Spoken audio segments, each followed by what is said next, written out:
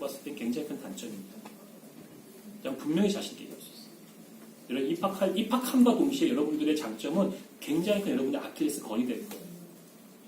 그래서 여러분들께서 제가 저 못지않게 제가 실력이 대단한 사람이었던 것이 아니라 제가 가지고 있는 한계가 절실히 느껴지고 그 한계를 극복하려는 과정을 통해 가지고 제가 전공자가 자연어 처리에 뭐 학부 석사 박사를 한 전공자가 아니었지만 이런 어떤 정량평가의 성과를 낼 수 있던 것들처럼 여러분들 이 안에서 가지고 있는 편리함이나 그 장점들이 약점이 되지 않을 수 있도록 고민을 좀 했으면 좋겠어요. 그래서 아까 이제 제가 브로드하게 어떠한 것이 문제다라고 이야기했는데 그 문제를 조금 더 제가 이제 깊이 있게 한번 들어가 볼게요.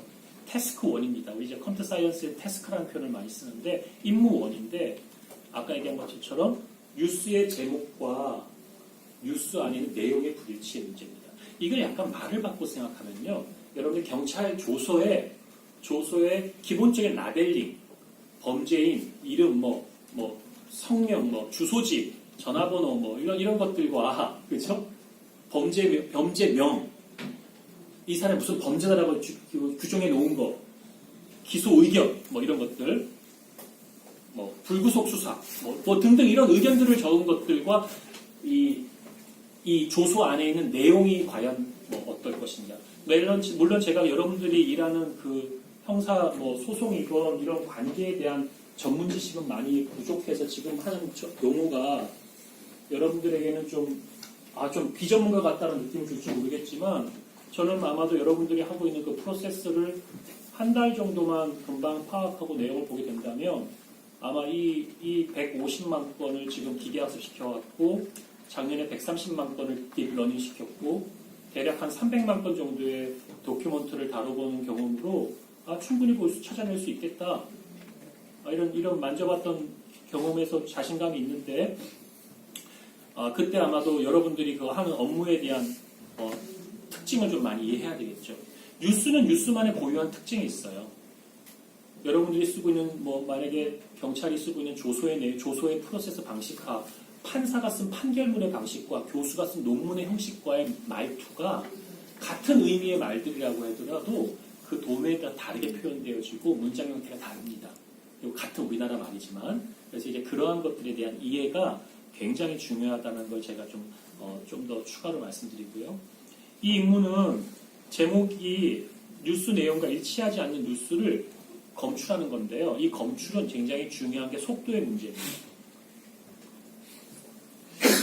근데 인공지능이라는 걸 여러분들은 나중에 한번 해보면 참 재미난 게 어떤 거냐면 속도가 우리가 공부를 해보면 이렇게 속도가 이렇게 막 올라가다 안 올라갈 때도 있지만 산술적이잖아요. 뭔가 노력한 것에만큼 올라가잖아요.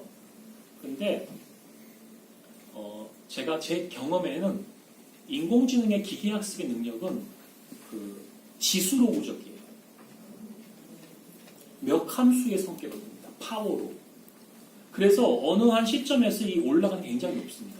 그럼 예를 한번 들어볼게요. 여러분들 IBM의 왓슨 잘 아시죠? 왓슨. 지금 왓슨이 이미지를 해서 암 환자도 잘 발견해내고 있고요. 그런데 지금 여러분들 특정 수술에서는 환자들이 로봇팔 수술을 더 선호해요. 로봇팔 수술을 받을래 한 30년 돼서 어젯밤에 남편이나 아내로부터 부부싸움을 해서 혼나고 정신 상태가 좀 불안할지도 모를 수 있는 불안전한 사람의 수술을 받을래 우리 마음은 아직은 반반일 수 있거나 사람에게 의존할 수 있는데 막상 내 몸을 누가 칼을 댄다고 생각했을 때 의외로 특정 분야에서는 로봇팔에 나 의존하겠다라고 하는 사람들도 있거든요. 이렇게 세상이 빠르게 바뀌고 있고 왓슨이 처음에 나와서 체스 게임을 시작하죠. IBM이. 체스 게임 이깁니다. 근데 체스 게임은 좀 쉬워요. 왜 쉽냐면 말들이 움직이는 패턴이 정해져 있고 움직이는 그게 이제 이렇게 선을 격자를 그치고 치자고요. 그러면 이제 10개와 7개일지 6개와 7개일지 6 곱하기 10일 거 아니에요. 기껏해요. 그죠? 그 선에서 그죠? 말들이 움직이는 거예요. 그 롤이 그렇게 많지가 않아요. 그런데 미국에서는 이제 퀴즈쇼를 도전합니다. 퀴즈쇼는 달라요. 왜 그러냐면 방대한 지식이 축적돼 있어요. 우선은 문제가 무슨 의미인지를 파악해야 되고, 문제를 파악하면 그 방대한 건데, 여러분 생각해보세요. 의학 쪽의 질문이면 의학의 그 많은 방대함을 어디다 저장해 놨길래 그걸 가지고 오겠어요. 그것도 저장한 게 그냥 저장된 게 아니에요. 그냥 여러분들 잘 보세요. 저도 이제 수시로 아이폰을 보면서도 이 폰 안에 있는 이미지를 수시로 지우는데 이미지가 내가 정리를 못해. 얘가 자동으로 날짜별로 해주고 장소별로 해주는데도 정리가 안 돼. 마찬가지입니다. 데이터가 쌓여있다고 데이터가 아니에요. 데이터가 내가 쓸 수 있도록 잘 정리되어 있어야 되거든요. 그렇죠? 그런데 이제 그런 것들을 어떻게 구축할 것인가, 지식을 어떻게 구축할 것인가, 이런 것들이 처음에 큰 이슈였어요. 그래서 미국에서 퀴즈를 제일 잘 보는 사람과 이제 왓슨이 인공지능 기계가 이제 퀴즈 경진대회를 들어갔는데, 들어가기 전에 시작하고 나서 1년이 지나니까 이 개발자가 포기를 합니다. 마음속으로. 왜 포기를 하게 되냐면 문제 하나를 인식하고 해답을 찾는데 2시간이 걸린다는 거예요. 2시간. 그럼 어떻게 그 퀴즈 싸움을 하겠어요? 그런데 이 인공지능을 통한 기계학습이 갖고 있는 장점이 뭐냐면 이제 슈퍼바이저나 논 슈퍼바이저나 여러 가지 형태의 방법을 잘 이용하면 학습된 데이터를 통해 또 다른 학습을 계속하면서 데이터가 굉장히 빠르게 성숙되어져요. 그래서 학습 속도가 굉장히 높아져요, 효율성이. 그래서 불과 2년과 3년 사이에 같은 문제를 던지면 2초 안에 대답합니다. 그래서 이제 인공지능이 퀴즈와 최고의 퀴즈 그 선수와 싸워서 이기는 역사가 생겼고, 이제 그걸 기반으로 해서 이제 왓슨이 지금은 뭐 의사들을 보조적으로 해서 세컨드 오피니언, 그죠? 왓슨이 그 데이터를 분석해서 이게 아니다 의견을 주고, 여러분들이 옆에서 경찰을 보조하는 데 있어서 이거는 얘가 유죄의 가능성이 크다, 얘가 벌금 얼마 맞아야 된다, 얘가 교통보험 맞아야 된다, 이런 것들을 옆에서 보조적인 누군가가 있어서 그 영상을 분석하고 이야기를 한다면 어떤 세상일 거라 같아요? 그러나 제가 지금 연구하고 있는 사람의 마음에서는 여러분들이 맞닥뜨릴 앞으로 10년 안의 세상은 그런 세상이 올 거예요. 그런 세상이 온 다음에 지금 내가 이야기한 문제를 다룰 때에는 여러분들이 글로벌 차원에서 경쟁력이 떨어지는 겁니다. 굉장히 떨어지는 거예요. 지금서부터 고민을 많이 해보셨으면 좋겠고요. 제목 불일치 뉴스예요. 카타르 축구팀이 도하 참사를 했는데 한국에 33년 만에 패배를 했대요. 그래서 여기에 대한 내용이 쭉 나오는데 잘 보면 이제 제목과 부딪히되는 뉴스가 이 안에 들어가 있는 겁니다. 이걸 발견해내는 방법들은 몇 가지가 있는데 뭐 얘를 초록으로 뽑아요. 뽀로 뽑은 다음에 초록으로 뽑아요. 얘를 자동으로 초록으로 뽑을 수 있어요. 뽑은 다음에 초록의 내용과 얘를 맞추는 방법도 있고 몇 가지 다양한 방법들을 쓰는데요. 여튼 이제 그거는 뉴스라고 하는 데이터가 가지고 있는 거를 잘 분석해서 가장 최적의 이제 알고리즘을 적용하게 되겠죠. 그 다음에 미션 2입니다.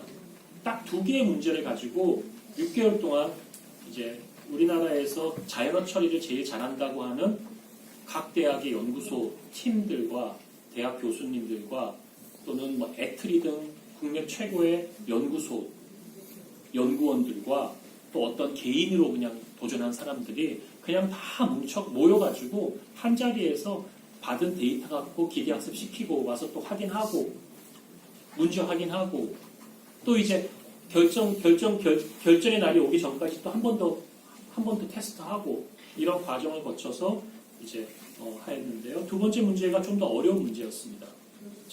제목과 내용의 불일치는 찾기가 쉬웠는데 뉴스의 맥락, 이게 이제 컨텍스트 어널리시스라고 그러거든요. 온톨로지 기법을 이용할 수도 있고요. 그래서 뉴스의 맥락에서 관계없는 뉴스를 뽑는 것은 쉽지가 않아요. 그래서 뉴스의 맥락과 관계없는 문장이 삽입되어져 있는지 하나의 문장을 뽑는 거죠. 그래서 뉴스의 본문에 광고성, 낚시성 내용을 검출하고 독자가 의도하지 않은 정보에 노출되는 상황. 우리 뉴스 보면 그런 거 있죠. 처음에 제목이 혹해 들어가는데 쭉 봤더니 뭐 제목과 다른 경우도 느껴지고 처음에는 제목도 좋았고 들어가서 내용도 좋은데 내용을 쭉 봤더니 갑자기 내용 끝에 엉뚱한 상품을 소개해서 미끼구나, 낚였다 이런 말 하잖아요. 이제 그러한 부분들에 대한 어프로치입니다. 그래서 고양이처럼 아님 말고 작가 사인해줘. 근데 밑줄 그어져 있죠? 말이 안 되잖아요. 그죠? 디자인 플라자에서 개막한 뉴스 패션 워크가 나온 겁니다.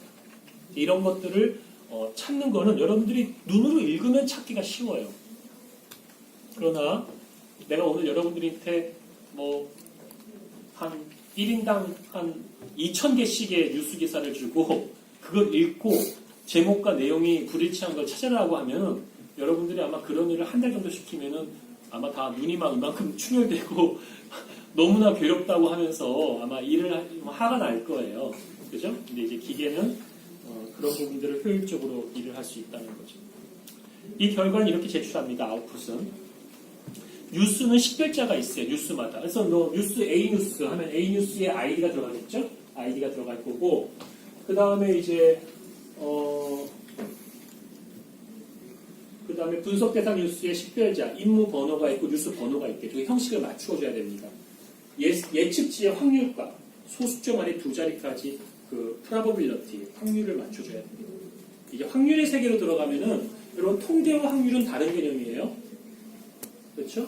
통계와는 다른 개념입니다. 확률의 세계로 이제 들어가는 거예요. 그래서 확률의 세계에 들어가고 그 다음에 임무 1의 경우 예측치의 확률값은 해당 뉴스의 제목과 본문이 불일치할 확률이죠. 확률이고 임무 2는 예측치의 확률값은 해당 뉴스의 맥락과 관계없는 문장이 있을 확률입니다. 이해하셨죠? 그래서 예를 들어서 임무 1이다. 텍스트고 TXT로 들어가고요. 이제 이 넘버링, 식별자 임무 번호, 뉴스 번호와 뉴스 형식을 얘기하고 이번 뉴스에서 제목과 본문이 불일치할 확률이 어떻게 된다? 이렇게 소수점 두 자리까지 나옵니다. 그래서 정답을 이렇게 쭉 자동으로 쭉 나와요. 한 6만 개, 7만 개의 문제에 대해서. 그 문제를 나온 값을 이제 최종 평가하는 소프트웨어에 넣으면은 이제 너는 정확도가 몇 점 나와요. 그래서 그러니까 아무도 이제 거기에 대해서 부정할 수가 없겠죠. 그죠? 약속한 거니까. 그렇게 해서 평가를 했기 때문에 이 과제에서 부족했지만 다들 불평불만 없이 그냥 거기에 대해서 인정하고 승복하고 할 수 있었던 것 같아요. 그래서 그럼 저는 이걸 연구를 어떻게 수행했느냐? 이걸 하기 위해서 이제 저는 이제 공고가 난 거예요. 저렇게 할 거니까 저기에 맞춰서 너희들의 실력을 보여줘라는 이제 공고가 난 거예요. 그래서 오케이 어떻게 해볼까 고민했습니다. 그래서 이렇게 생각한 거죠. 제목과 내용의 불일치라는 1번 미션과 2번은 맥락과 관계 문장이라는 것을 세부 패턴을 이렇게 놔줘서 전체 불일치로. 전체가 불일치할 수 있겠죠. 전체가 내용이 틀리면 가짜 뉴스니까. 그 다음에 명사와 동사와 형용사와 부사 중에 일부분이 불일치하는지. 그 다음에 능동과 수동이 불일치하는지. 굉장히 중요합니다. 여러분들 범죄 같은 경우는 내가 얘 거를 뺏었다가 빼앗겼다가 되면 다르잖아요. 이해가죠? 그러니까 능동과 수동은 굉장히 중요한 의미예요. 근데 주어가 무엇인가에 따라 갖고 능동과 수동의 의미가 또 달라져. 우리나라는. 이해하셨죠? 그러니까 내가 여러분들이 조사를 쓴다면 내가 이거를 빼앗았다랑 뺏겼다랑 이러한 개념들을 가지고 누가 범인이라고 볼지에 대한 것들을 트루 폴스로 나눈다고 생각한다면 이 문제는 간단해 보이지만 되게 어려운 문제고 능동과 수동이 불일치하는 능동과 수동이 들어가는 우리나라의 언어나 단어에 대한 여러분들 한번 그 사이즈가 얼마나 크겠어요. 그죠? 그거를 기계가 해석하고 이해해야 된다니까 쉬운 일이 아니죠. 그 다음에 되게 중요한 게 테스트 셋을 구축해야 됩니다. 여러분들은 어떠세요? 여러분들이 앞으로 경찰 현장에서 근무한다면 여러분들이 미래 경찰로서의 가장 여러분들의 행태, 양태, 여러분들의 행동, 대국민을 대응하는 태도로서 여러분들이 가장 젠틀하면서 멋있는 경찰의 모범적인 사례일 것 같아요. 그렇다면 난 여러분들을 제 학습 데이터의 테스트 셋으로 삼고 싶어요. 인공지능은 학습시키는 데이터가 질이 나쁘면 질이 안 좋습니다. 제가 오늘 여러분들이랑 강의하는데 좀 존댓말 많이 쓰잖아요. 근데 평상시 저 좀 요즘에 좀 어릴 때는 안 그랬는데 요즘엔 좀 이렇게 막말을 잘해요, 제가. 그래서 요즘에 제가 학교에서 좀 편하게 학생들이랑 강의하고 막 이럴 때 좀 이렇게 표현을 세게 하거나 좀 극단적으로 하거나 뭐 이렇게 표현할 걸 들으면 욕쟁이 교수가 될지도 몰라요. 그러니까 저를 가지고 학습을 시키면 교수의 모범 사례가 아니라 점잖지 못한 표현, 조금 극단적이고 드라마틱한 표현을 잘 쓰는 교수가 학습되어져서 그런 교수가 나옵니다. 무슨 말인지 알겠죠? 영화를 보면 무슨 나쁜 경찰도 있고 뭐 이런 거 있잖아요. 그죠? 이제 그 모델을 학습시키면서 데이터를 학습시킬 때 학습 데이터를 샘플하는 게 굉장히 중요합니다. 그래서 제가 아마 여러분들이 생각하고 있는 그걸 하면 뉴스를 수집할 때 이 샘플 데이터를 보는데 이 샘플 데이터를 생성을 할 때 되게 중요한 게 자동으로 할 게 있어요. 그게 크롤링 하는 거죠. 이해하셨죠? 그래서 우리 앞에 여러분 배운 것처럼 특강에서 뉴스를 크롤링해서 DB에 축적하고 얘를 자동으로 이제 데이터 셋으로 구축하는 방법이 있고 직접 이제 협약해서 가지고 올 수도 있고 뉴스를 수동으로 가지고 올 수 있겠죠. 자동으로 가지고 오면 이제 랜덤으로 제목 전체를 변경시켜 버립니다. 제목을 확 바꿔버려요. 그 다음에 랜덤으로 어떻게 해요? 맥락에 상관없는 내용을 확 집어넣어요. 섞어버려요. 문장을. 그러면 이제 이게 진짜인지 가짜인지를 볼 수 있죠. 왜냐하면 뉴스가 나와서 크롤링 된 것 자체는 기본적인 진짜 뉴스만 가지고 온 다음에 이렇게 문제를 섞는 거죠. 수동은 내가 일부러 들어가서 오늘 내가 제가 그래서 강의를 하였다는데 오늘 강의를 들었다로 바꿔버리는 거죠. 직접 그냥 그 기사를 바꿔요. 바꿔놓고 내가 옆에다 써요. 뭐라고? 가짜 기사라고. 고친 거니까. 그렇게 문제를 만드는 거예요. 문제를 만들어 놓고 이 문제를 가지고 워드 투 벡터나 트레인 명령을 주고 어떤 간에 해가지고 이걸 가지고 기계 학습을 시키는 거예요. 이 알고리즘에 따라서 머신 러닝을 쭉 시켜보면 이제 얘가 자기만의 어떤 가짜를 발견하는 노하우를 갖게 되는 것이죠. 연구 수행은 이런 식으로 했습니다. 그 테스트 셋의 포맷의 구조를 이렇게 잡았어요. 어떻게 잡았냐면